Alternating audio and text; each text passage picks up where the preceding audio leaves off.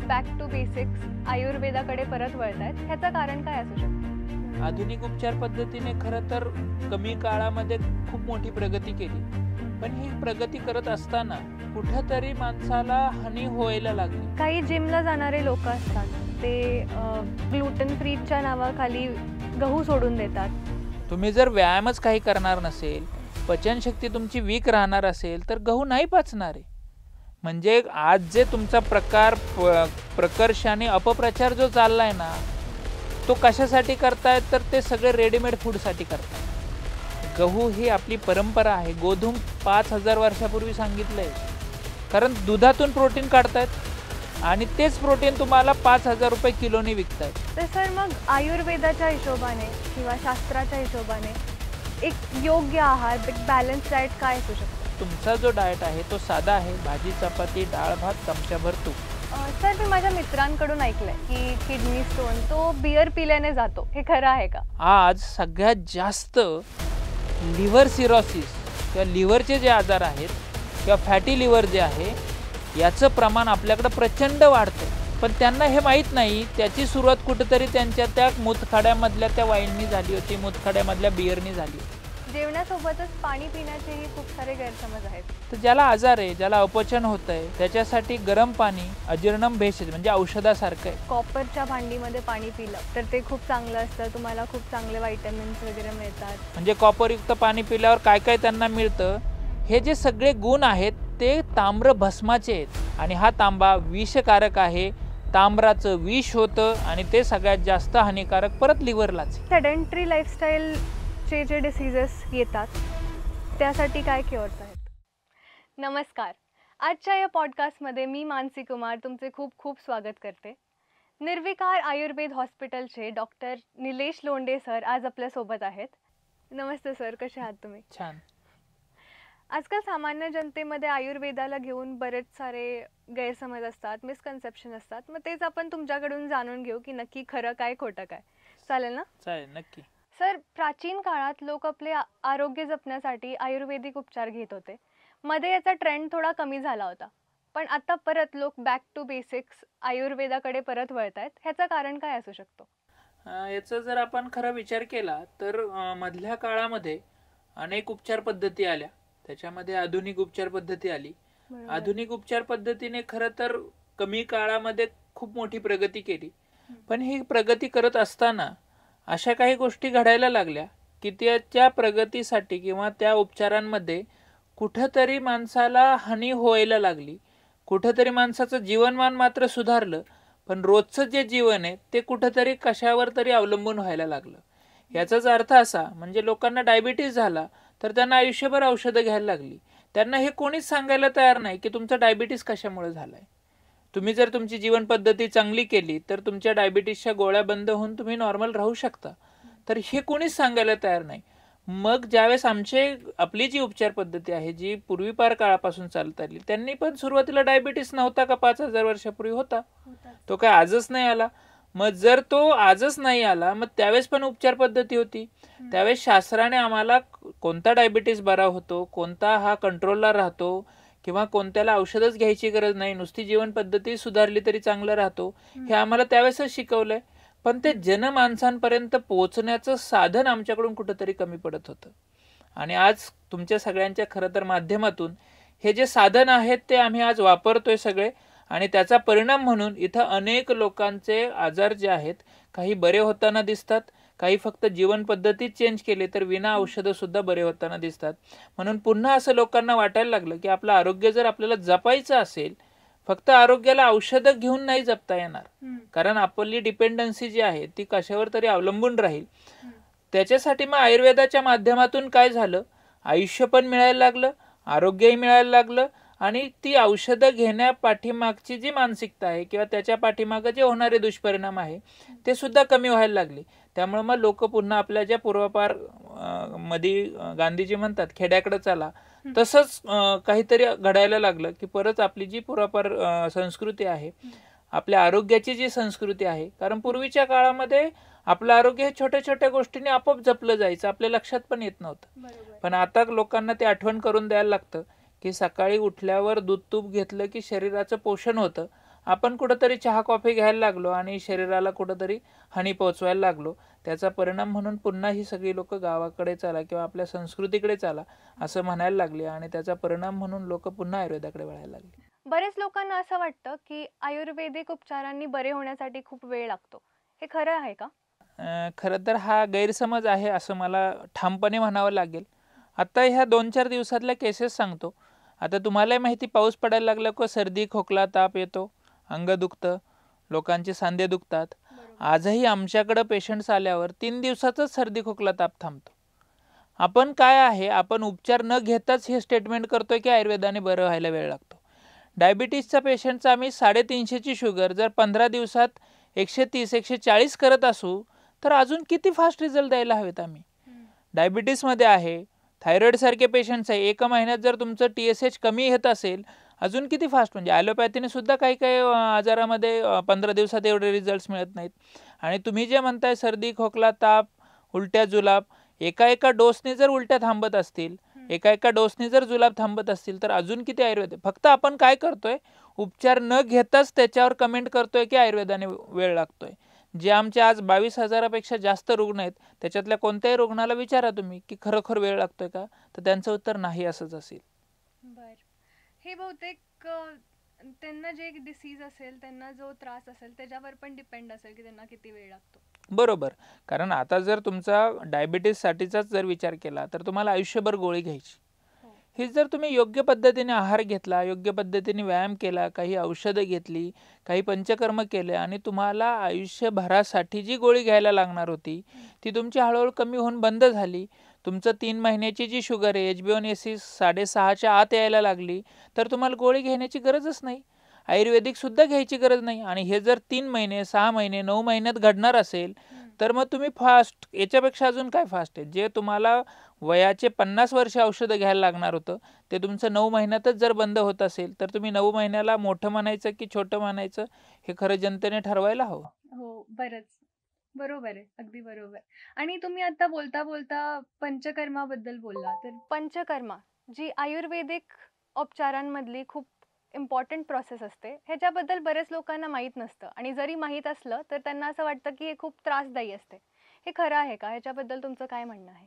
खरं तर आता तुम्ही मला प्रश्न विचारलाय, मीच तुम्हाला प्रश्न विचारतो.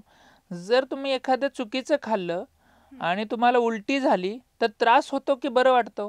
त्रास होतो सुरुवातीला, पण उलटी झाल्यावर बरं वाटतं. बरोबर. म्हणजे उलटी झाल्यावर तुम्हाला लॉंग टर्मला बरं वाटतं, कारण पोटामध्ये जे काही चुकीचं अन्न गेलंय ते बाहेर गेल्यामुळे तुम्हाला उलटी होताना थोडासा त्रास जाणवला, पण उलटी झाल्यानंतर तुम्हाला बरं वाटलं. हेच जर तुमच्या पोटात साचून राहिलं असतं तर काय झालं असतं? जास्त त्रास झाला. आणि किती वेळ झाला असता? जास्त दिवस झाला असता. सेम प्रोसेस आहे. आयुर्वेद शास्त्राने फार सोप्या गोष्टी करून ठेवल्यात की फक्त हीच उलटी आपण योग्य पद्धतीने करून घेतो. तुम्हाला उलटी होताना ज्यावेळेस तुम्ही एखादी चुकीची गोष्ट खाल्ली आणि तुम्हाला उलटी झाली त्यावेळेस तुम्ही त्याच्यासाठी प्रिपेअर होता का? नव्हता. बरोबर. त्यामुळे तुम्हाला उलटी होण्याची जी प्रोसेस आहे ती होताना त्रासदायक वाटली. पण तुम्ही जर प्रिपेअर असाल तर, आता मी छोटंसं औषध घेणार आहे, हे औषध घेतल्यावर मला उलटी होणार आहे, याच्यासाठी जर तुम्ही प्रिपेअर्ड असाल तर तुमचा तो त्रास कमी होतो. पण दुसरी जी बाजू आपण बघितली की तुम्हाला उलटी झाल्यानंतर जे बरं वाटलं ते लॉंग टर्मसाठी झालं. असेच आयुर्वेदात 5 गोष्टी सांगितल्यात.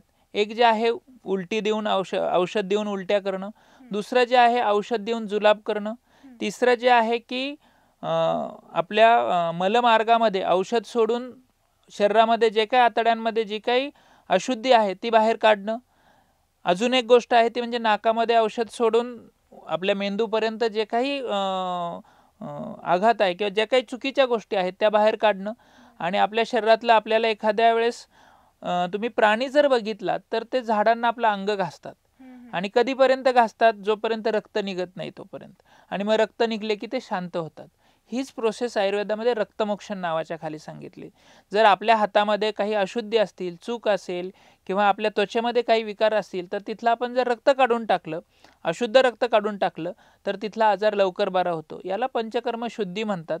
आता ही जी लोक काही आहेत ही ॲक्च्युली काय करतात, ही कुठंतरी कोणीतरी औषध देतं आयुर्वेदाच्या नावाखाली, मग त्याला अनकंट्रोल जुलाब होतात, अनकंट्रोल उलट्या होतात आणि आयुर्वेदाचं नाव बदनाम करतात.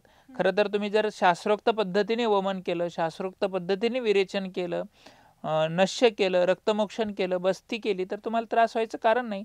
आज माझ्या हॉस्पिटलला 29 रुग्णांचं हे सगळ्या प्रोसेस चालू आहेत.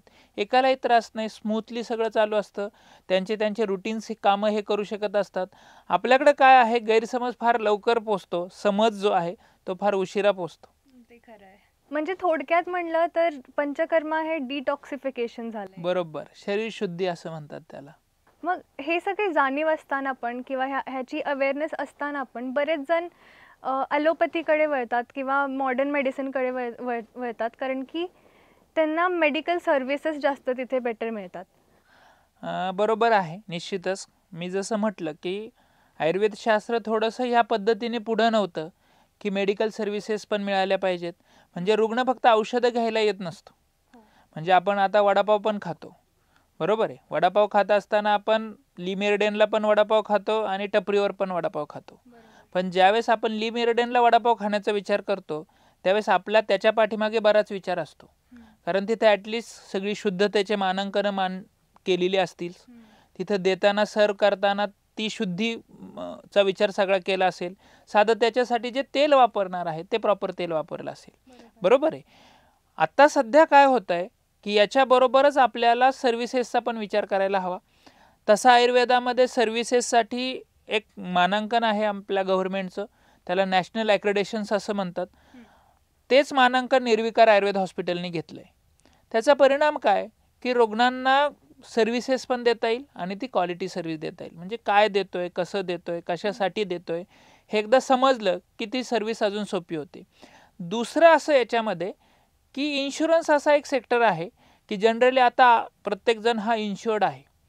म्हणजे त्याच्यासाठीचा जो मेडिकलवरचा खर्च किंवा त्याच्या उपचारांसाठीची जी सगळी खर्च लागतो तो कंपनी बेअर करत असते. प्रत्येक व्यक्ती काय करत असतो की आपल्यावर होणारा मेडिकलचा खर्च हा प्रत्येकाला माहीत नसतो किती लागेल. त्याच्यासाठी तो त्याचा इन्शुरन्स काढत असतो. मग तो 3 लाख, 5 लाख, 10 लाख असा वेगवेगळा असू शकतो. मग त्याच्याप्रती तो दरवर्षी प्रीमियम भरत असतो. आणि मग ज्यावेळेस तो आजारी पडतो तर त्याची फर्स्ट प्रायोरिटी काय राहते की हा माझा जो काय आजार असेल हा बाबा कव्हर्ड झाला पाहिजे. म्हणजे मी जो काही 10, 15, 20 हजार रुपये दरवर्षी जे भरतोय आजाराच्या उपचारासाठीच्या प्रती, मग तसं आयुर्वेदामध्ये अजून अनेक ठिकाणी ही सुविधाच उपलब्ध नाही. मग ही सुविधा उपलब्ध नसल्यामुळं काय होतं आहे की मग रुग्ण जो आहे फर्स्ट प्रायोरिटी त्याची ॲलोपॅथी हॉस्पिटल्स किंवा आधुनिक उपचारांकडे जाते. आता निर्विकार आयुर्वेद हॉस्पिटल्समध्ये 10 पेक्षा अधिक कंपन्यांचे कॅशलेस इन्शुरन्स मिळत आहेत. हे अनेक लोकांना माहितीच नाही किंवा माझा जो आजार आहे हा आयुर्वेदिक उपचार पद्धतीने कॅशलेस इन्शुरन्समध्ये सँक्शन होऊ शकतो ही माहितीच नाही आहे. आणि मग त्याचा परिणाम काय, मग त्या लोकांना घेण्याची इच्छा असूनसुद्धा अनेक लोक आयुर्वेदाकडे वळताना दिसत नाही. त्याच्यामुळे तुमच्या माध्यमातून खरं तर मदतच होईल की लोकांपर्यंत हा विषय पोहोचेल की बाबा आपला उपचारसुद्धा आयुर्वेदाच्या माध्यमातून कॅशलेस इन्शुरन्सद्वारे होऊ शकतो. तर त्याला जर अशा पद्धतीने आपण लोकांपर्यंत पोहोचलो किंवा जे मिळतंय ते लोकांना कळलं तर निश्चितच एक आयुर्वेदाची अजून उपचार पद्धतीने रुग्णांना बरं करण्याची जी ताकद आहे ती पोचायला मदत होईल असं मला वाटतं. बरोबर. ही एक खूप चांगली इन्फॉर्मेशन दिली तुम्ही की इन्शुरन्स हे आयुर्वेदिक मेडिसिन्सला पण कवर करतो. पण आजकालच्या काळात बरेच लोकांना नो कॉस्ट EMI वगैरे सारखी पण फॅसिलिटीज मिळायला लागली. अशी काही आयुर्वेदिक उपचारांमध्ये आहे का? बरोबर आहे. आपण खरं तर साधा छोटा मोबाईल जरी घ्यायचं म्हटलं तरी आता आपल्याकडं एका वेळेस त्याचे पैसे द्यायला बऱ्याच वेळा असतात किंवा नसतातही. आता काही लोक आहेत जे इन्शुरन्स नाही आहेत, म्हणजे अशी आपल्याकडं आहेत लोक की ज्यांचा इन्शुरन्स नाही आहे किंवा त्यांचा आजार त्या इन्शुरन्समध्ये बसत नाही आहे. तर अशा लोकांना आपल्याकडं निर्विकार आयुर्वेद हॉस्पिटलमध्ये नो कॉस्ट EMIमध्ये सुद्धा उपचार करून घेण्याची सुविधा उपलब्ध आहे. त्यांचे जे काही पंचकर्म उपचार आहेत ते नो कॉस्ट EMIमध्ये बजाज फिनसर्व सारख्या कंपन्या आहेत ज्या याच्यामध्ये आपल्याला मदत करतायत. तर ती सुविधासुद्धा निर्विकार आयुर्वेद हॉस्पिटलमध्ये नो कॉस्ट EMIमध्ये उपलब्ध आहे. ओके. तर सर मग जे पेन्शनर्स असतात, ओल्ड एज लोक ज्यांना पेन्शन येते गव्हर्नमेंटकडून, त्यांना CGSSच्या अंडर त्यांच्या जे काही आरोग्य आहे त्याच्यासाठी सर्व्हिसेस मिळतात. मग आयुर्वेदिक उपचारसुद्धा त्याच्या अंडर कव्हर होतात का? हो, खरं तर खूप छान प्रश्न. आपले जे पेन्शनर्स असतात त्यांनी आपल्या देशासाठी सेवा दिलेली असते. आपल्या केंद्रीय कर्मचारी हेल्थ स्कीम ही जी CGHS जी स्कीम आहे याच्यामध्ये आयुर्वेदाचा समावेश करण्यात आला आहे. आणि निर्विकार आयुर्वेद हॉस्पिटल हे महाराष्ट्रातलं पहिलं हॉस्पिटल आहे जिथं ह्या सगळ्या कर्मचाऱ्यांसाठी कॅशलेस सुविधा उपलब्ध आहे. म्हणजे सेंट्रल गव्हर्नमेंटची जी हेल्थ स्कीम आहे त्याच्यामध्ये आता तुम्ही बघत असाल हे सगळे पेन्शनर्स असतात, त्यांनी देशाची सेवा केलेली असते आणि त्यांना ह्या उतार वयामध्ये छोटे छोटे आजार झालेले असतात. मग सांध्याचा असेल, मणक्यांचा असेल किंवा गुडघ्यांचा असाल, वयोमानानुसार काही आजार झालेले असतात. मग त्यांची इच्छा असते आयुर्वेदिक उपचार घेण्याची, पण मग त्यांच्या त्या हेल्थ स्कीममध्ये आयुर्वेदच नसेल तर मात्र त्यांना तो काही उपचार घेता येत नाही. पण मी आपल्या केंद्रीय कर्मचाऱ्यांसाठीची जी स्कीम आहे त्याच्यामध्ये आयुर्वेदाचा समावेश केल्याबद्दल जे काही केंद्र सरकार आहे त्याचा मनापासून आभार मानतो खरं तर.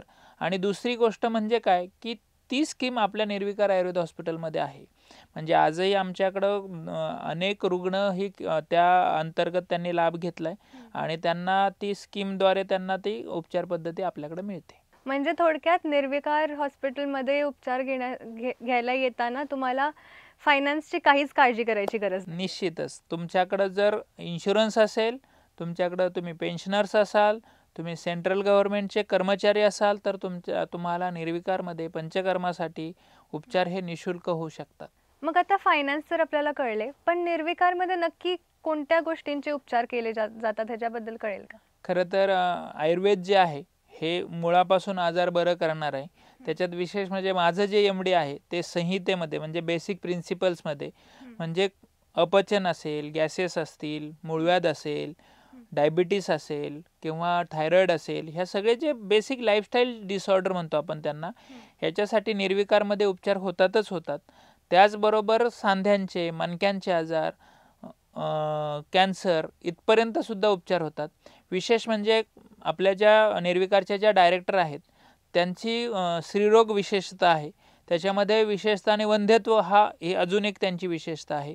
त्यामुळे वंध्यत्व असेल, स्त्रीरोग असेल याच्यावरही उपचार होतात. आता आपण बघतो की त्वचा रोगाचे अनेक रुग्ण जे आहेत ते अनेक औषधं घेऊन त्रस्त झालेले असतात. जोपर्यंत औषधं घेतात तोपर्यंत त्यांना बरं वाटतं, पण औषधं बंद केली की परत अनेक आजार होतात. तर अशा त्वचा रोगाचे मग सोरायसिस असेल, फंगस इन्फेक्शन्स असेल, लायकन पॅनस असेल, पांढरे डाग असतील किंवा डोक्यामध्ये खवल्या होणं म्हणतो, अशा प्रकारचे त्वचेचे विकार असतील, याच्यामध्ये सुद्धा आयुर्वेदामध्ये चांगले उपचार असतील. त्याचबरोबर किडनीचे विकार असेल, मग मूतखडा आहे किंवा किडनी फेल्युअर आहे किंवा त्याच्याबरोबर एक नेफ्रोटिक सिंड्रोम म्हणून आजार आहे जो लहान मुलांना पण होतो. तर असे सुद्धा अनेक केसेस आपण आजपर्यंत केल्यात. 22,000पेक्षा जास्त पेशंट्स निर्विकारमध्ये ट्रीट झालेत आजपर्यंत आणि त्याच्यामध्ये अनेक आजारांवर आपण यशस्वीरित्या उपचार करू शकतोय. सर, बरेच लोकांचे असा गैरसमज असतो की आयुर्वेदामध्ये फक्त जुन्या रोगांचा उपचार होतो. हे खरं आहे का? खरं तर तशी जाहिरात लोकांनी केलेली आहे. त्याला कुठंतरी आमचे आयुर्वेदिक वैद्य कारणीभूत आहे. जुनाट आजारांसाठी येथे उपचार होईल. जुनाट हा शब्द ज्या वेळेस ह्या वैद्यांनी वापरायला सुरुवात केली त्यावेळेस नवीन आजारांसाठी उपचार नसतात असं इनडायरेक्टली सांगितलं आयडियली. पण खरं तर कोणताही आजार जो आहे म्हणजे साधा सर्दी खोकल्याचा आजार जो आहे हा जुनाट कुठे, नवीनच आहे. सर्दी खोकल्याच्या आजाराला जर तुमच्या 3 दिवसाच्या आयुर्वेदिक औषधाने उत्तम उपशय मिळणार असेल तर तुम्ही असं कसं म्हणणार की तुम्हाला आयुर्वेदामध्ये नवीन आजारांना उपचार नाही. हा एक भाग.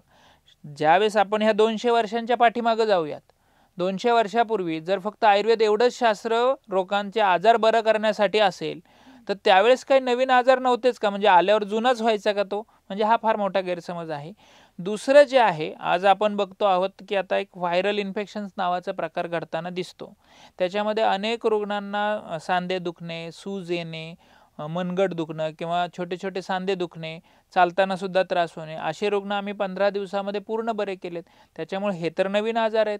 याच्यामध्ये करोनासारख्या महामारीमध्ये आयुर्वेदाने सगळ्यात जास्त उपचार करण्यात त्यांचा हातभार लावला आहे. त्याच्यामुळं जुन्या आजारांसाठीच आयुर्वेद असं नाही आहे. खरं तर त्यावेळेस मी असं म्हणेल की आमच्या लोकांचं प्रमोशन कुठंतरी चुकलं. त्यांनी त्यावेळेसही म्हणायला हवं होतं की आम्ही शास्त्रशुद्ध आयुर्वेद उपचार करतो, तेही सर्व आजारांवर. म्हणजे निश्चितच आपण नवीन आजारांवर करतो. सर, जर काही असे आजार आहेत जे आधीच्या काळात वृद्ध लोकांमध्ये दिसायचे, जसं की केसाला टक्कल पडणे किंवा मणक्याचा त्रास किंवा पाठ दुखणे, पाय दुखणे, हे सगळे आत्ता 20 ते 25 मधल्या एजमधल्या यंगस्टर्सना पण होताना दिसत आहेत. ह्याचे काय कारण असू शकतात? खरं तर जे काही सांध्यांचे, मणक्यांचे, हाडांचे, केसांचे जे विकार आहेत ते शास्त्र असं सांगतं की तुम्ही पहिले 20 वर्ष कफाचे आजार होत असतात, पुढचे 20 वर्ष पित्ताचे आजार होत असतात आणि त्याच्या पुढचे 20 वर्ष वाताचे आजार होत असतात, असं शास्त्राने पूर्वी काळी सांगून ठेवलंय. म्हणजे तुम्ही पूर्वी जर बघत असाल तर साधारणतः हे सगळे जे आजार आहेत हे आपल्याला 50-60 या दरम्यान दिसायला लागायचे, मणक्याचे असतील, सांध्यांचे असतील आणि मग त्याच्या पुढं. पण आता काय होतंय, हे आजार माझ्याकडे 15 वर्षाची मुलं आहेत की ज्यांच्या मणक्यात गॅप पडलाय. माझ्याकडे 18 वर्षाची मुलगी आहे जिच्या मणक्यातून गादी सरकली, नस दबली. मग हे असं का होताना दिसतंय? तर आपण थोडंसं पाठीमागं जाऊयात. खरं तर असं असतं शास्त्र, तुम्ही पहिले 10 वर्ष काय करतात त्याच्यावर तुमचे पुढचे 10 वर्ष काय होणार हे ठरतं. म्हणजे आपण 1 ते 10 याच्यामध्ये काय खाल्लंय, आपण कसं राहिलोय, आपण आपली जीवन पद्धती कशी ठेवली आहे, त्याच्यावर तुमचं 20 ते 30 हे वय ठरवणार. तुम्ही 20 ते 30 मध्ये काय केलंय ते 30 ते 40 मध्ये ठरणार, असं आयडियली असतं. असं होत असताना आता मुलं दूध घेत आहेत का हो? तर दूध घेत आहेत ना मुलं, सगळेच घेत नाहीत असं नाही, दूध घेत आहे, पण त्यांना त्याच्यामध्ये बोर्नव्हिटा पाहिजे. त्यांना कधी प्यायचे ते त्यांना पाहिजे तेव्हा, म्हणजे कोणी 4 वाजता पिल, कोणी रात्री पिल किंवा कोणी सकाळी उठल्यावर पिल. शास्त्र असं म्हणतं तुमच्या दुधाने जर पोषण होतंय तर त्या दुधामध्ये दुसरं कोणाला घ्यायची गरजच काय. तुम्ही आता सगळ्या जाहिराती बघा, सगळ्या जाहिराती हे सांगतायत की दूध चांगलं आहे, पण त्याच्यामध्ये हे टाकून घ्या असं सांगण्याची गरजच काय. मग दूध आणि तुपाने आपल्या जर हाडांचं पोषण होत असेल तर आत्ताची मुलं आपण बघितली दूध तूप घेणार किंवा त्या दुधात बिस्किट, टोस्ट, खारी असं त्याला खराब करणाऱ्या गोष्टी त्याच्यात टाकून घेणार किंवा बॉर्नव्हिटा, हॉर्लिक्स असं टाकून घेणार. त्याचा परिणाम काय झाला, ज्या दुधाने तुमचं हाडं मजबूत व्हायला हवी होती, ज्या दुधाने तुमचे केस चांगले राहायला पाहिजे होते, ज्या दुधाने तुमचे मणके चांगले राहायला पाहिजे होते, तो प्रकारच बंद झाला. तुम्ही काय खायला केली सुरुवात सकाळी, मग कोणीतरी नाश्त्याला पोहे दिले, कोणी बिस्किट दिलं, कोणी टोस्ट दिले, कोणी इडली दिली, कोणी डोसा दिला. म्हणजे जिथं तुमचं दूध तूप पोषण करणार होतं तुम्ही त्याच्यापासून वंचित राहिलात. दुसरी जी गोष्ट आहे ती म्हणजे आपल्या चपातीमध्ये सगळ्यात जास्त ताकद आहे, म्हणजे गव्हामध्ये सगळ्यात जास्त ताकद आहे. लोकांनी त्याचे पर्याय वापरायला सुरुवात केली. मग कोणी ब्रेड वापरतंय, कोणी रवा वापरतंय, कोणी मैदा वापरतंय, कोणी नूडल्स वापरतंय, कोणी मॅगी वापरतंय. हे सगळे त्या गव्हाचे पर्याय आहेत. मला सांगा, पर्याय तुम्हाला जर शरीराला मिळणार असतील तर मूळ गव्हाने जी हाडांची ताकद वाढायला पाहिजे होती, कारण गहू हे संधानकर सांगितले, म्हणजे ज्यावेळेस तुमचं हाड तुटेल ते जोडण्याची ताकद सुद्धा त्या गव्हात आहे. पण तुम्ही गव्हाला बदनाम करून त्या गव्हाचं पर्यायी वापरून त्या गव्हापासून जी ताकद मिळायला पाहिजे होती ती तुम्ही कमी केली. त्या गव्हावर छान चमच्याभर जर त्या चपातीवर तूप टाकलं तर तुपाने जे तुमच्या सांध्यांमध्ये ऑइलिंग व्हायला पाहिजे होतं ते कमी केलं. म्हणजे तुमचं दूध तूप, तुमची त्या चपाती तूप हा जो प्रकार होता हा आता तुम्ही कमी होताना दिसतोय. सगळ्यांचे डबे जर तुम्ही बघितले ह्या वयातल्या 1 ते 10 किंवा 10 ते 20 मधल्या, सगळे हे फास्ट फूडनेच भरलेले आहेत, पर्यायी पदार्थांनीच भरलेले आहेत. त्यांनी त्यांचं पोषण नाही होणार आहे. आणि जर पोषण होणार नसेल तर तुमचे हानी जी आहे, झीज जी आहे ही फार फास्ट होणार. मग तुमचे केस गळतील, सांधे दुखतील, मणके दुखतील, हातपाय दुखतील. मुलांची फार इच्छा आहे हो क्रिकेट खेळायची, मुलांची फार इच्छा आहे फुटबॉल खेळायची, ताकद कुठे, ताकदच नाही राहत. घरी आल्यावर त्यांच्या आई वडिलांना हातपाय दाबून द्यायला लागतात. कसे का आपले आज खरं तर आता ऑलिम्पिक चालू आहे, आपण का पाठीमागं आहोत कोणी नाही विचार केला याचा. म्हणजे ज्यावेळेस चीन, अमेरिका एवढे पदकं घेते, आपण 3च ब्रॉन्झवर का आहोत. सगळे दोष त्या आम्हाला शिकवलंच नाही असं म्हणतात. मी दोष त्यांच्या आहाराला देतोय, मी दोष त्यांच्या व्यायामाला देतोय. कारण आहारच योग्य नसेल तर आपल्याकडे आता जिम हा प्रकार आला, खेळ हा प्रकार आला. काय इंट्रोड्यूस केलं हो, पनीर इंट्रोड्यूस केलं, मांसाहार इंट्रोड्यूस केला. जिथं तुमच्या तुपाने, जिथं तुमच्या दुधाने, जिथं तुमच्या गव्हाने ही ताकद वाढणार होती, तुम्ही पनीर, तुमची कशी मानसिकता चांगली होईल, कसं तुमचं शरीर चांगलं होईल, कशी तुम्हाला ताकद येईल आणि कसे तुम्हाला ऑलिम्पिक भेटतील? नाही मिळणार. कारण तुम्ही तुमचा बेस सोडून दिला आणि हा बेस सोडल्यामुळं तुम्हाला आज प्रत्येक खेळासाठी लागणारी जी ताकद आहे ती मिळेनाशी झाली. म्हणजे लोक म्हणतात तूप वाईट आहे आणि पनीर चांगलं आहे. अहो कसं हो, त्या दुधापासूनच दोघं बनतायत. एक चांगलं आणि एक वाईट असं कसं होईल? अहो तूप हे सर्वश्रेष्ठ सांगितलंय. आपण ज्यावेळेस देवाला नैवेद्य करतो त्याच्यावर पनीर नाही ठेवतो, तूप ठेवतो. शास्त्र असं सांगतं जे जे देवाला ते ते देहाला. म्हणजे देवाला जे जे आपण अर्पण करतो, ज्यावेळेस तुम्ही छान, म्हणजे माझ्या फार आवडीचं सत्यनारायणाचा शिरा, त्याच्यामध्ये तुम्ही पाहिलं असेल सगळ्यात जास्त तूप असतं. मग त्या तुपाने म्हणजे सत्यनारायण आपण म्हणतो सगळी घटना किंवा सगळ्या वाईट गोष्टींचा नाश करणारा सत्यनारायण असं म्हटलंय ना. मग त्याचा जो प्रसाद आहे तो जर तुपा प्राधान्याने असेल, पंचामृताने प्राधान्याने असेल, तर मग ते आपल्या शरीराला किती पोषण करेल. त्याच्यामुळं पोषण होत नाही म्हणून यांना हे आजार होत आहेत हे नक्की. काही जिमला जाणारे लोक असतात ते तूप सोडून देतात, म्हणतात की त्याने फॅट वाढतो, किंवा ग्लुटन फ्रीच्या नावाखाली गहू सोडून देतात. मग ह्याच्याने काय काय चुकीचं होऊ शकतं?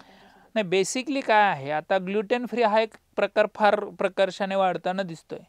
खरं तर चपाती किंवा गहू हा पचायला जड आहे. तुम्ही जर व्यायामच काही करणार नसेल, पचनशक्ती तुमची वीक राहणार असेल, तर गहू नाही पचणार आहे, पचायला जड येतो. त्या गव्हात साधा ओवा टाकावं, तुमचं ग्लुटेन फ्रीमुळे जे तुम्हाला अपचन होतंय, गॅसेस होत आहेत ना, ते एका मिनिटात कमी होतील. म्हणजे आज जे तुमचा प्रकर्षाने अपप्रचार जो चाललाय ना, तो कशासाठी करतायत, तर ते सगळे रेडीमेड फूडसाठी करताय. सगळ्यात मोठी बिझनेस इंडस्ट्री काय असेल माहिती फूड्समधली? तर रेडीमेड फूड इंडस्ट्री. म्हणजे तुम्हाला आयतं द्यायचं, तुमच्या दुधातून प्रोटीन काढायचं आणि तुम्हाला ते जे काही 40-50 रुपये लिटर दूध आहे ज्याच्यातून तुम्हाला प्रोटीन मिळणार होतं, ते तुम्ही 4,000 रुपये ते 5,000 रुपये किलो प्रोटीनचा डब्बा विकत घेतला तर तुम्हाला प्रोटीन मिळणार आहे असं तुमच्यावर बिंबवण्यात येतं. हे तुमच्या लक्षातच येत नाही. कारण दुधातून प्रोटीन काढतायत आणि तेच प्रोटीन तुम्हाला 5,000 रुपये किलोने विकतायत. जर असं कोणी म्हटलं की दुधामध्ये प्रोटीन चांगलं असतं तर तुम्ही ते प्रोटीन पावडर खाल का? नाही खाणार. बरोबर आहे. म्हणजे मला पहिलं दोष कोणाला द्यायला लागेल? पहिलं दुधाला दोष द्यायला लागेल. हे चांगलं नाहीये, याच्यातून काढलेलं प्रोटीन चांगलं आहे. म्हणजे तुमचं काय मूळ चांगलं नाहीये आणि त्याच्यातला एक ऍक्टिव्ह प्रिन्सिपल चांगला आहे असं नसतं. असाच प्रकार हा ग्लुटेन फ्रीच्या बाबतीत होतोय. गहू ही आपली परंपरा आहे. गोधूम 5,000 वर्षापूर्वी सांगितलंय.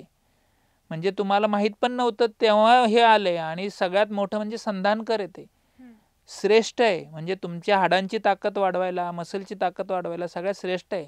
आपण ते सोडून देतो आणि मग कोणीतरी ते ब्रेड, काय आता ब्राऊन ब्रेड आणि अनेक प्रकार आले, ते खायला सुरुवात करतात हे लोक. असं नाही व्हायला पाहिजे. बेस समजून घेतला पाहिजे. तर सर मग आयुर्वेदाच्या हिशोबाने किंवा शास्त्राच्या हिशोबाने एक योग्य आहार, एक बॅलन्स डाएट काय असू शकतं? खरं तर खूप अवघड प्रश्न नाहीये हा. लोकांनी त्याला फार अवघड करून ठेवलंय. म्हणजे आपल्या आजी आजोबांनी पंजोबांनी काय खाल्लं बरं? तुम्ही जरा आठवून बघा, तुमच्या लक्षात येईल. भाजी चपाती, भाजी भाकरी, डाळ भात, बस एवढंच खाल्ले. ते किती वर्ष जगले? 100 वर्ष जगले. बरोबर आहे. त्यांना आजार कोणते झाले? त्यांच्या वयाला जे आजार व्हायला पाहिजे ते झाले. म्हणजे 60 झाले त्यांना कॅटरॅक्ट झाला, 70 झाले त्यांना सांध्यांचे मणक्यांचे आजार झाले. हे वयामानानुसार झीज होऊन जे आजार व्हायला पाहिजे तेवढेच झाले. त्यांना कोणताही अकाली आजार नाही झाला. आजही असे आजी आजोबा आहेत वयाच्या 100व्या वर्षी त्यांच्या डोक्यावर काळे केस आहेत. बरोबर आहे. म्हणजे काय? त्यांनी जो आहार केला तो सर्वश्रेष्ठ होता. मग त्यांनी काय आहार केला? खूप काही वेगळं नाही केला हो. भाजी चपाती डाळ भात, त्याच्यावर चमच्याभर तूप, याला एवढा सिंपल बॅलन्स डाएट आहे. आपण काय करतोय? आपण आपल्या आहाराला दोष द्यायचा प्रयत्न करतोय. म्हणजे आता माझ्याकडे पाठीमागं ते काही न्यूट्रासिटिकलची लोक आले होते. त्यांचं असं म्हणणं होतं की तुमच्या आहारातून हे तुम्हाला मिळत नाही म्हणून तुम्ही हे औषधरूपी ह्या मल्टीविटॅमिन्सच्या ह्या गोळ्या घ्या, मग तुमच्या आहारातून हे सगळं तुम्हाला मिळेल. मग त्यांना म्हटलं हे कशापासून बनवताय? नाही, मग हे काही आंबट फळं आहे किंवा काही धान्यांचे त्याच्यातून एक्स्ट्रॅक्ट काढले. म्हटलं मग भाजी चपाती डाळ भात याच्या पलीकडे तुम्ही काही दिलंय का? त्याच्यातलाच एक कंटेंट काढलाय आणि तो आम्हाला परत तुम्ही देताय. याचा अर्थ तुमचा जो डाएट आहे तो साधा आहे, भाजी चपाती डाळ भात चमचाभर तूप. मग हा कसा घ्यायला हवा आत्ताच्या पद्धतीने? तुम्ही सकाळी भाजी पोळी खा, भाज्यांमध्ये फळभाज्या पालेभाज्या यांचा समावेश ठेवा. दुपारी तुम्ही हलका डाळ भात खा, कारण बऱ्याच लोकांची आज सेडेंटरी लाईफस्टाईल आहे, बसूनच सगळी कामं करतात. खूप कमी लोक आहे जे शारीरिक कष्ट करून कामं करतात. त्यामुळे तुमचं सकाळचं जेवण तुम्हाला प्रॉपर पचणार नाही. त्याच्यात तुम्ही अजून दुपारचं जेवण घेतलं तर तुमचं अजून पचायला जड होईल आणि मग संध्याकाळी तुमची जेवणाची इच्छा नसताना सुद्धा तुम्ही जेवता आणि त्याचं अजीर्ण होतं, अपचन होतं आणि सगळे आजार तुम्हाला होतात. मग सोपं काय, सकाळी भाजी पोळी चमच्याभर तूप खाल्ला, दुपारी हलका डाळ भात खाल्ला, त्याच्यावर चमच्याभर तूप टाकलं, 5 वाजता तुम्ही थोडीशी फळं सॅलेड किंवा ड्रायफ्रुट्स खाल्ले आणि रात्री 7:30-8 वाजता भाजी ज्वारीची भाकरी खाल्ली. तुमच्या आहारात काय काय गेलं बघितलं तुम्ही? भाजी गेली, फळभाज्या गेल्या, पालेभाज्या गेल्या, कडधान्य गेले, धान्याचे 3ही प्रकार गेले. गहू पण गेला, ज्वारी पण गेली, तांदूळ पण गेला, फळं पण गेली, सॅलेड पण गेलं, ड्रायफ्रुट्स पण गेलं.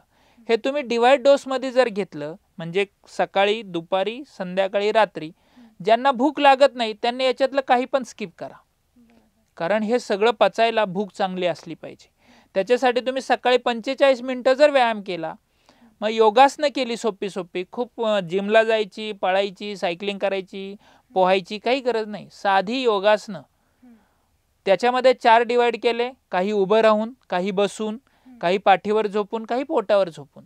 प्रत्येकाला तुम्ही एक 10-10 मिनिटं वेळ दिला, 40 मिनिटं तुम्ही योगासनं झाली तुमची, तर तुम्हाला भूक चांगली लागेल, पचन चांगलं सुधारेल आणि 4 वेळा अशा पद्धतीने तुम्ही डाएट घेतला. ज्याला चांगली भूक आहे त्यांनी, ज्याला भूक कमी आहे त्यांनी 2च वेळा घ्या, ज्याला थोडीशी अधिक आहे त्यांनी 3 वेळा घ्या, ज्याला याच्यापेक्षाही कमी आहे त्यांनी 1च वेळा घ्या. असं याच्यामध्ये तुम्ही डिवाइड डोसमध्ये घेऊ शकता, ज्याच्यामुळे तुमच्या शरीराचं परिपूर्ण पोषण होईल आणि मग तुम्हाला मल्टीविटॅमिन्स, न्यूट्रासिटिकल्स किंवा अजून काही बाहेरून घ्यायची गरज पडणार नाही. आणि मांसाहारी हे तुमच्या डाएटमध्ये कसं इन्क्लूड होऊ शकतं आणि ते खाणं बरोबर आहे का नाहीये? मांसाहार हा, आता मी फार ह्या वादात जात नाही, मनुष्य हा शाकाहारी की मांसाहारी. शास्त्र असं सांगतं समानाने समानाची वृद्धी होते. मग समानाने समानाची वृद्धी होते म्हणजे काय? ज्याच्या शरीरामध्ये मांसपेशी वीक आहेत त्यांनी मांस खायला हवं, ज्याच्या शरीरामध्ये हाडं वीक आहेत त्यांनी मांस खायला हवं. तुम्ही जे प्राणी आहेत यांचं मांस खावं असं शास्त्राने 2000 वर्षापूर्वी सांगून ठेवलंय. त्या प्रत्येक मांसाचे गुण सांगून ठेवले, कोणतं मांस पचायला जड आहे, कोणतं हलकं आहे, कोणतं शुक्रवर्धन करणार आहे, कोणतं मांसवर्धन करणार आहे, कोणतं मज्जावर्धन करणार आहे.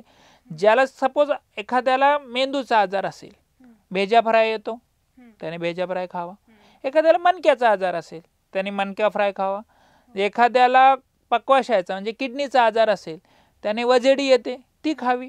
म्हणजे तुमच्या शरीराला जो आजार आहे त्या आजाराच्या अनुषंगाने तुम्ही मांस खावं. आता आपण मांस खात नाहीत आत्ताची लोक, खरं तर तो रस्सा खात आहेत, म्हणजे लोकांना मसाला खात आहेत, म्हणजे तुम्ही मांस नाही खाते. आयडियली मांस खायचं म्हणजे काय करायचं तर त्याला छान शिजवून त्याच्यामध्ये फक्त चवीपुरतं मीठ आणि चवीपुरती हळद एवढी टाकून बनवून जे आळणी असं म्हणतो त्याला, ते जर तुम्ही खाल्लं तर ते तुमचं पोषण करेल आणि तेही कमी मात्रेमध्ये खावं, कारण ते पचायला प्रचंड जड असतं. आज लोक, आता खरं तर आजचा शेवटचा दिवस आहे, गटारी अमावस्या आहे, लोकांनी ह्या आषाढ महिन्यामध्ये वर्षभर पुरेल याच्यापेक्षा जास्त मांसाहार खाल्ला आणि बरेच लोक मूळव्याध घेऊन उष्णतेचे वेगवेगळे आजार घेऊन माझ्याकडे आलेत. खरं तर 15 दिवसातून 1 वेळा प्रॉपर असा आळणी पद्धतीने बनवलेला मांसाहार तुम्ही जर मांसाहारी असाल तर खायला हरकत नाही. जर तुमच्या जीन्समध्येच कुठंच मांसाहार आला नसेल, म्हणजे तुमचे आजोबा शाकाहारी होते, पणजोबा शाकाहारी होते किंवा तुमची फॅमिलीच पूर्ण शाकाहारी होते, अशा लोकांनी मांसाहार करू नये. कारण तुमच्या जीन्समध्ये हे माहिती नाही की हा मांसाहार कसा पचवायचा आहे. आणि जर असं असेल, तुमच्या जीन्सला हे माहीत नसेल, तर शरीर वेगळ्या प्रकारचे अँटीबॉडीज तयार करेल हा मांसाहार पचवायला, कारण त्याच्यासाठी ही फॉरेन बॉडी असेल. आणि मग अशा याच्यातून अनेक ॲटोइम्यून म्हणजे अनेक आजार असे निर्माण होतात की जे बरे व्हायला प्रचंड कष्टदायक असतात. त्याच्यामुळे ज्यांच्या सिक्वेलमध्ये मांसाहार आलेला नाही त्यांनी खाऊ नये, आणि ज्यांच्या सिक्वेलमध्ये आलाय त्यांनी तो टाळू नये. म्हणजे बाबा माझे आजी आजोबा खात होते, मी खायला काही हरकत नाही. त्याच्यामुळे तुमच्या जीन्सला माहिती की तो मांसाहार कसा पचवायचा आहे. त्याच्यामुळं शाकाहारी आणि मांसाहारी मला वाटतं प्रश्न उत्तर सोपं करून दिलं मी. सर, मी माझ्या मित्रांकडून ऐकलंय की किडनी स्टोन किंवा आपले जे मूतखडा असतो आपण म्हणतो तो बियर पिल्याने जातो. हे खरं आहे का? खरं तर याचं उत्तर असं एकदम सोपं खरं आणि खोट्यामध्ये नाही. तुम्ही बियर पिल्यानंतर जनरली काय आहे तर मूत्रप्रवृत्ती वाढते, म्हणजे तुम्हाला थोडक्यात लघवीचं प्रमाण वाढतं. ज्यावेळेस मूत्रप्रवृत्ती वाढते त्यावेळेस हे छोटे छोटे जे खडे असतात ते निघून जातात त्याच्यामध्ये. कारण तुम्ही फोर्सफुली म्हणजे जे लोक बियर पित असतील त्यांना अनुभवलं असेल, बियर पिल्यानंतर त्यांना एक फोर्सफुली मूत्रप्रवृत्ती होते. तुम्ही कलिंगड खाल्लंय का कधी? बरोबर आहे. कलिंगड खाल्ल्यावर पण तुम्हाला तेवढ्याच मोठ्या प्रमाणात मूत्रप्रवृत्ती होते. मग तुम्ही असं म्हणणार का कलिंगडामुळे किडनी स्टोन पडतो? नाही, उत्तरच देता येणार नाही तुम्हाला. बरोबर आहे. तसंच याचं उत्तर आहे. म्हणजे बियरनी मूत्रप्रवृत्ती फक्त वाढते. मूत्रप्रवृत्ती वाढल्यावर ज्यावेळेस जी काही युरिन होईल त्याच्यात जे काही सेडिमेंट्स असतील ते निघून जातील.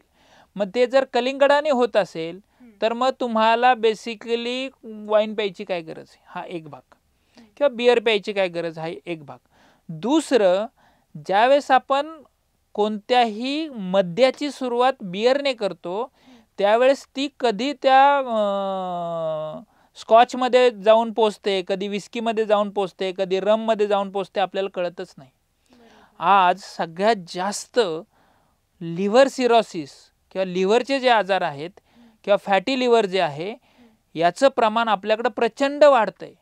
म्हणजे लोकांची पोटं फुगलेली आहेत, त्यांना कावीळ झालेले आहेत, त्यांची पचनशक्ती बिघडलेली, असे खूप रुग्ण आहेत. पण त्यांना हे माहीत नाही त्याची सुरुवात कुठेतरी त्यांच्या त्या मूतखड्यामधल्या त्या वाईननी झाली होती, मूतखड्यामधल्या बियरनी झाली होती. कारण एकदा तुम्ही पिलात की तुमच्यामध्ये हा कॉन्फिडन्स तयार होतो की मी पिऊ शकते. दुसरं, तुम्ही ज्याच्या बरोबर पिलात त्याच्यामध्ये हा कॉन्फिडन्स तयार होतो की हा पिऊ शकतो. आणि दारू जी अशी गोष्ट आहे त्याला फक्त मित्र किंवा त्याला फक्त बरोबरची व्यक्ती अशी कोणीतरी पाहिजे असते की ज्याला हे माहिती आहे. आणि त्याचा परिणाम हा अल्कोहोल अब्यूजमध्ये, ॲडिक्शन्समध्ये होतो, जे की तुमच्या त्या मूतखड्याला पाडायसाठी तुम्ही जो उपाय योजला, साधे आमचे औषधं आहेत जी तुम्ही, किंवा साधे धने जिऱ्याचं पाणी घ्या त्याने सुद्धा युरिन फार साफ होते. म्हणजे मी तर घरगुती उपाय सांगितला. औषधं त्याच्यापेक्षा फार मोठ्या प्रमाणात औषधं आहेत. 18.5 mm खडा सुद्धा आयुर्वेदाने पडू शकतो, बारीक बारीक त्याचे ठिकऱ्या होऊन. तुमच्या बियरने कधीच नाही पडणार तो. बियरने खडा फुटणार नाही कधीच. बियरने फक्त लघवी साफ होईल, आणि लघवी साफ होत असताना जे काही सेडिमेंट्स असतील ते निघून जातील. त्याच्यासाठी एवढं व्यसन लावून घेण्याची काही गरज नाही आहे.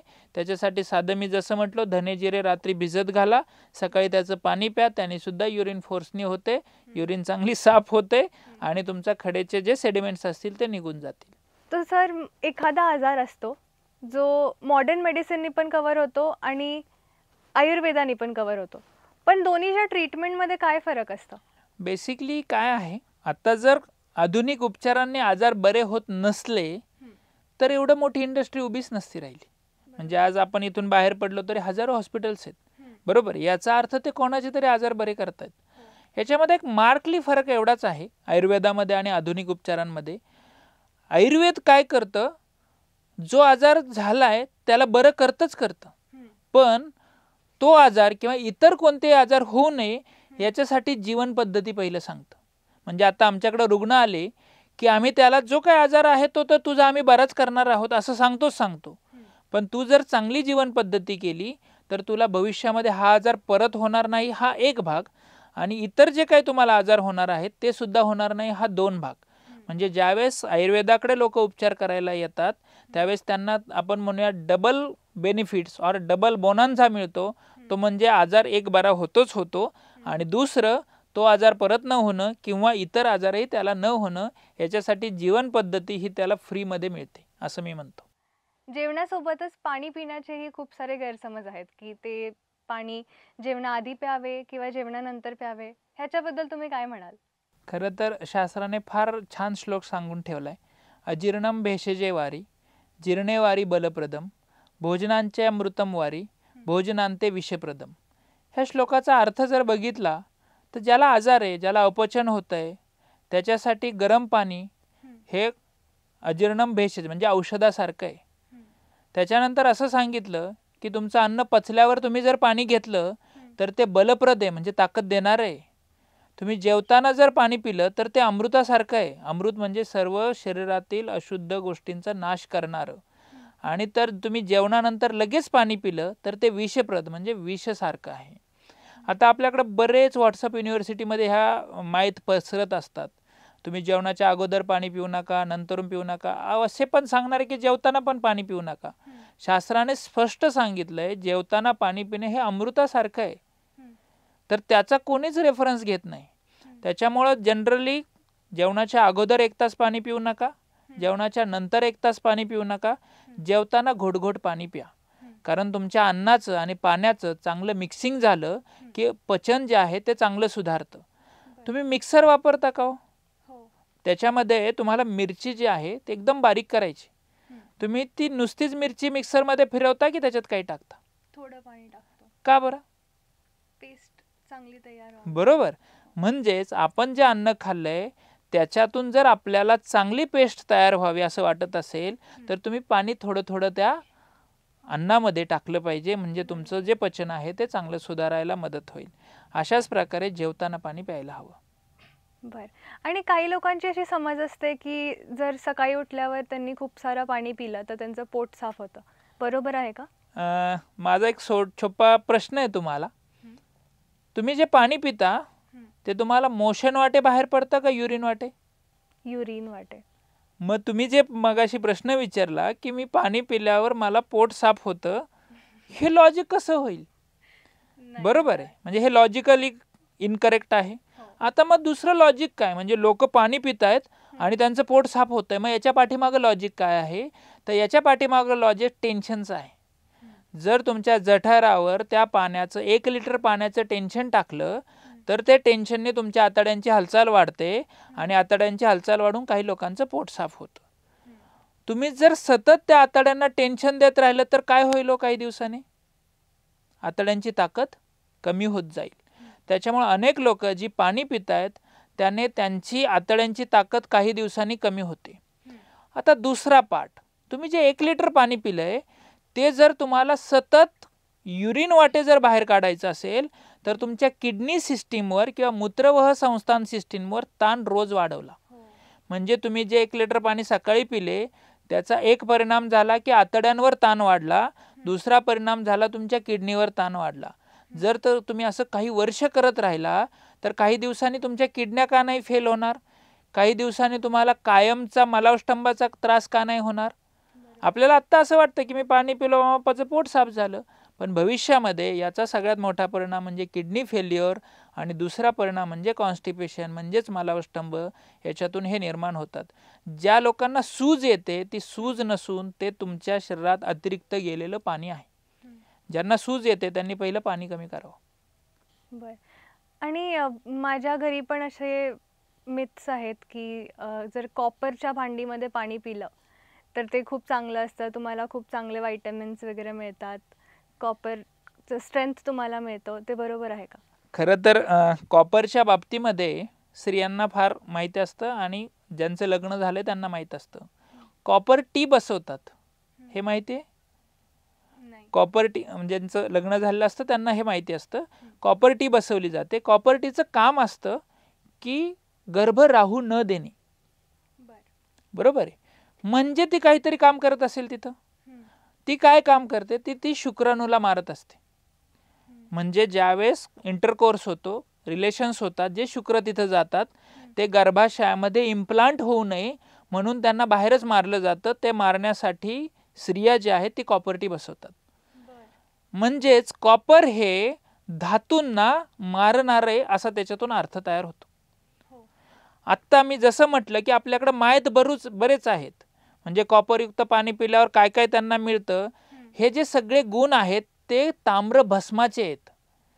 म्हणजे ताम्र हा धातू आहे, तांबा हा धातू आहे, त्याच्यापासून भस्म बनवला जातो आणि तो जो भस्म आहे तो औषधींपासून, म्हणजे त्याच्यामध्ये त्या ताम्रामध्ये काही औषधी टाकली जातात, त्याच्यातून तो भस्म बनवला जातो आणि तो लिव्हरसाठी चांगला आहे.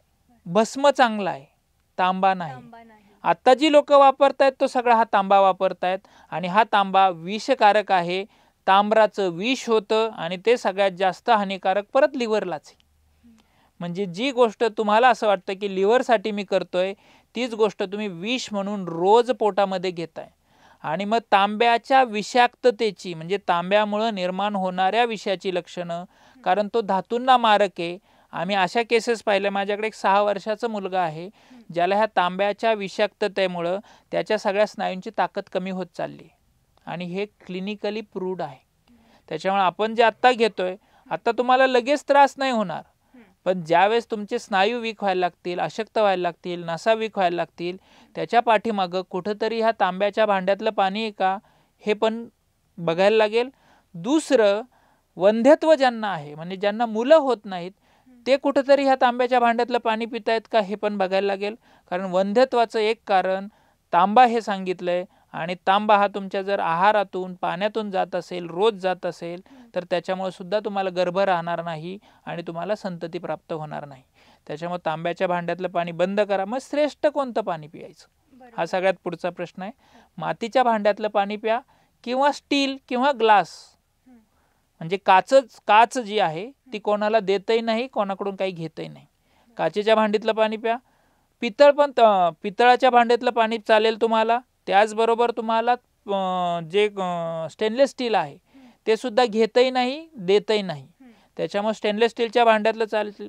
सर्वश्रेष्ठ अजून काय, जे अजून थोडेसे ज्यांच्याकडे पैसे आहेत त्यांनी सुवर्ण म्हणजे सोन्याच्या भांड्यातलं पाणी प्यावं किंवा चांदीच्या भांड्यातलं पाणी प्यावं. हे दोन्ही जे धातू आहेत हे शरीराला पोषण करणारे आहेत आणि त्या धातूंमध्ये विषाक्तता नसते. म्हणजे चांदी जर आपल्या पोटात गेली तर त्याने विष नाही तयार होत. सुवर्ण जर पोटात गेला तर त्याने विष नाही तयार होत.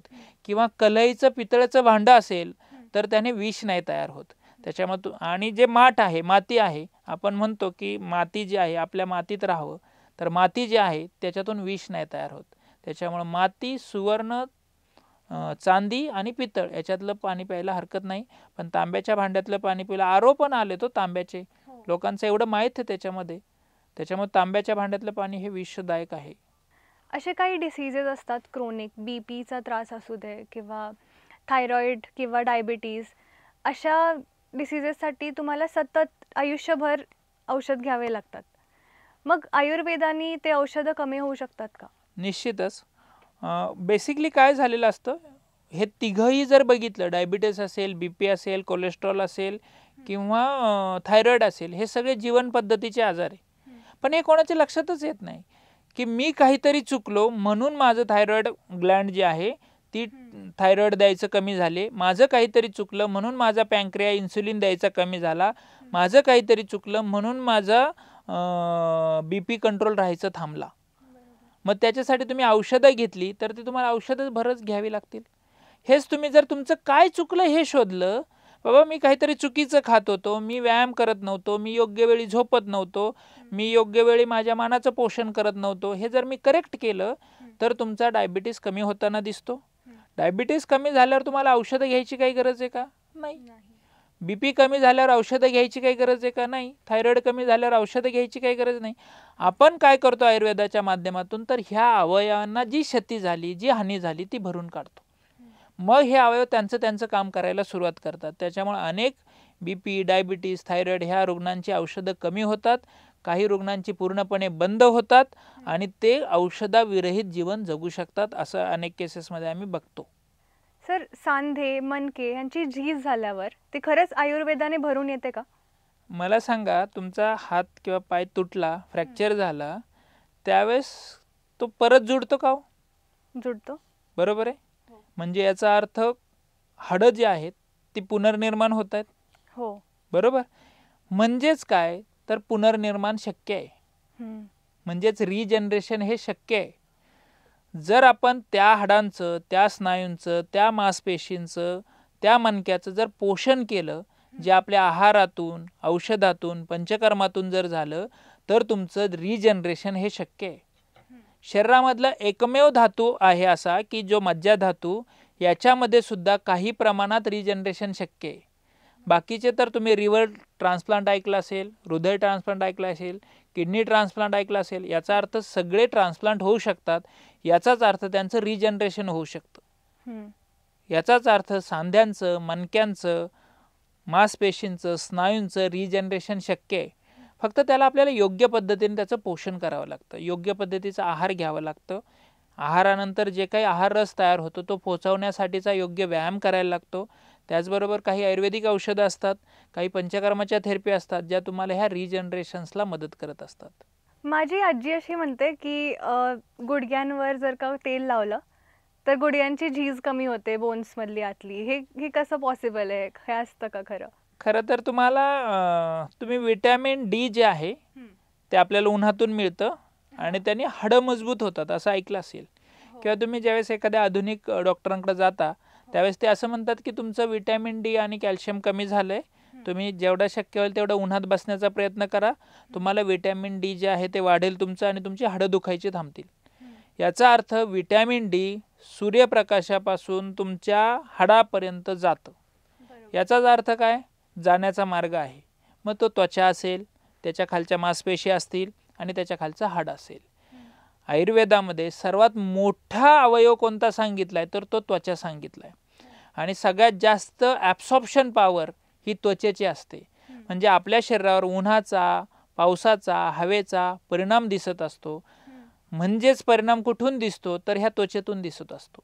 मग ह्या त्वचेत जर आपण तेल जिरवलं, तेल टाकलं तिथं, तर त्या त्वचेमध्ये हळूहळू ते तेल आपल्या हाडांपर्यंत जातं, स्नायूंपर्यंत जातं, मांसपेशींपर्यंत जातं, त्या आणि मजबूत होतं. तुम्ही ज्यावेळेस लहान होतात, म्हणजे जस्ट नुसते जन्मले होतात, त्यावेळेस तुम्हाला हे सगळं मिळणं पोषणात्मक हे थोडंसं आईच्या दुधाव्यतिरिक्त शक्य नव्हतं. त्या काळामध्ये तुम्हाला मालिश केली जायची, तेलाने मालिश केली जायची आणि त्याच्यातून तुमचं पोषण केलं जायचं. बरोबर. याचाच अर्थ त्या तेलाने, त्या मालिशने तुमचं पोषण होतं हे तुम्हाला जन्मापासूनच माहिती आहे. फक्त तुम्ही ह्या मधल्या काही काळामध्ये ते विसरलात आणि ती आठवण आम्ही परत करून देत आहोत, तेवढंच. सर, आजकालच्या काळात जे आमच्या जॉबमुळे किंवा लाईफस्टाईलमुळे आम्हाला बसून राहावं लागतं खूप, आमची चालफेर होत नाही. मग त्या सेडेंटरी लाईफस्टाईलचे जे डिसीजेस येतात त्यासाठी काय क्युअर्स आहेत? खरं तर आपण ठरवायचं असतं. असं सगळ्यांना वाटतं की मी कामातच काम केलं पाहिजे किंवा कामातच माझा व्यायाम झाला पाहिजे. खरं तर म्हणजे आपल्याकडं शास्त्र एवढी प्रगत आहेत, योगशास्त्र त्याच्यामध्ये जास्त प्रगत आहेत. तुम्ही सकाळी 45 मिनिटं व्यायाम केलात ना, ती एनर्जी तुम्हाला 24 तास पुरत असते. म्हणजे आता तुम्ही काही जॉब सोडून थोडी वॉकिंग करणार आहे, जॉब सोडून थोडी एक्सरसाइज करणार आहे. तुम्ही सकाळी जर 45 मिनिटं व्यायाम केला तर तो तुम्हाला दिवसभर पुरत असतो. मग तुम्ही दिवसभर बसून जरी राहिलात तरी तुम्हाला अनेक आजार होणार नाहीत. खरं तर तुमच्याकडे एखादा प्राणी आहे, पाळीव प्राणी? हो. कुत्रा, मांजर आहे? हो. ते ज्यावेळेस एका जागेवरून उठतात त्यावेळेस ते काय करतात, कधी बघितलंय? हां, स्ट्रेचिंग, आळस देतात. आळस देतात, बरोबर. तो आळस नाही देत, ते स्ट्रेचिंग करत असतात. खरं तर कधीही तुम्ही ज्यावेळेस एखाद्या जागेवरून उठाल त्यावेळेस बॉडीला स्ट्रेच करायचं असतं. कारण एका जागेवर बसल्यामुळं आपल्या शरीरातला जो रक्तप्रवाह आहे तो एका जागी थांबलेला असतो. आणि ज्यावेळेस तुम्ही बॉडी स्ट्रेच करता त्यावेळेस हा रक्तप्रवाह परत पूर्ववत होतो. याचबरोबर सकाळी जर तुम्ही 45 मिनिटं योगासनं केली आणि एका जागेवरून उठल्यानंतर ॲटलिस्ट 2 तासाने उठून जस्ट फक्त स्ट्रेचिंग केली तरी सुद्धा तुम्हाला जे जीवन पद्धतीमुळं किंवा तुमच्या व्यवसायाच्या कारणामुळं जे काही आजार होणार आहे तो तुम्ही त्यापासून टाळू शकता. म्हणजे जस्ट सिंपल स्ट्रेचिंग करा आणि त्याचबरोबर सकाळी एक योगासनं करा, तुम्हाला कोणताही आजार होणार नाही, हे मी ठामपणे सांगू शकतो. सर, खूप छान वाटलं तुमच्यासोबत बोलून. आयुर्वेदाबद्दलच्या बऱ्याचशा नवीन गोष्टी कळाल्या. एक शेवटचा संदेश तुम्ही व्ह्यूअर्सना काय देऊ इच्छिता? शेवटचा संदेश हा निर्विकार आयुष्यासाठीच आहे. आपल्या हॉस्पिटलचं नाव निर्विकार आयुर्वेद हॉस्पिटल आहे. निर्विकार ह्या शब्दाचे 2 अर्थ आहेत. एक तर आजार होऊ नये म्हणून आणि झाला तर बरं करण्यासाठी. आजार होऊ नये म्हणून 4 गोष्टी प्रकर्षाने पाळाव्यात. एक म्हणजे चांगला आहार, दुसरा म्हणजे चांगला व्यायाम, तिसरी म्हणजे चांगली झोप आणि मनाचं प्रसन्नत्व.